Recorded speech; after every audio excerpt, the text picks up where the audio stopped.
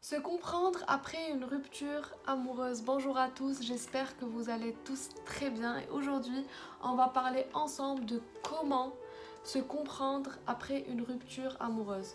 Je vous avais parlé la dernière fois durant une vidéo l'importance d'aller chercher un peu à l'intérieur de soi pour comprendre ce qui nous fait si mal après une rupture amoureuse et ça facilite tellement le chemin de la guérison de cette rupture. Donc aujourd'hui, on va parler des étapes du deuil amoureux pour se comprendre et vivre chacune de ces étapes en conscience.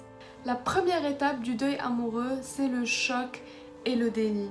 C'est justement à l'annonce de la nouvelle, de la rupture, je te quitte ou c'est fini entre nous. C'est la réaction qu'a la personne en face. Et souvent, la personne en face ne croit pas ses yeux et se dit c'est impossible, c'est pas arrivé. Donc c'est le déni total de l'information reçue. La deuxième étape, c'est la colère. Et celle-ci, dans cette étape, la personne commence à comprendre ce qui se passe, c'est la confrontation avec les faits.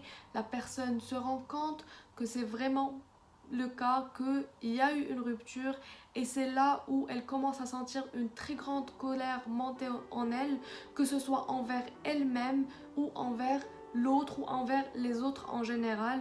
Du coup, la personne peut avoir des réactions très impulsives ou une envie de vengeance par exemple. Prochaine étape, c'est la négociation et du coup la personne commence à un peu négocier le retour de son ex.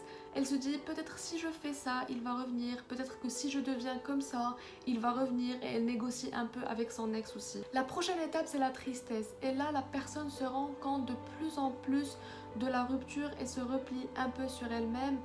Il y a toutes les peurs qui ressortent durant cette phase, que ce soit la peur de l'inconnu, la peur de rester seule.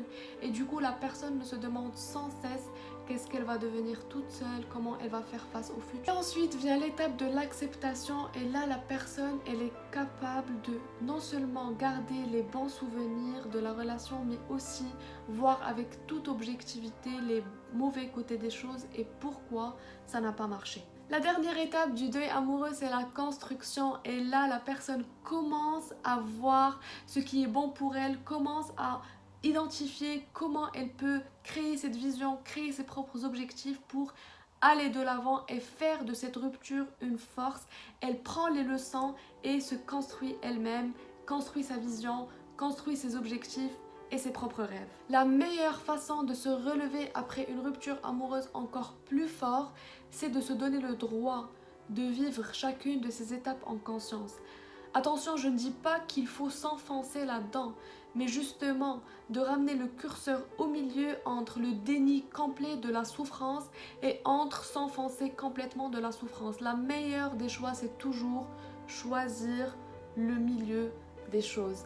Voilà, c'était tout pour cette vidéo. N'hésitez pas à me poser vos questions en commentaire. Je serai très heureuse de répondre de façon personnalisée. N'hésitez pas à vous abonner et à mettre un j'aime aussi. Et aussi, si vous êtes intéressé par notre atelier qui aura lieu à Paris le 18 janvier 2020 et qui est spécial rupture amoureuse pour faire une détox de vos émotions et sortir le cœur léger. Voilà, prenez soin de vous d'ici la prochaine vidéo. Bye.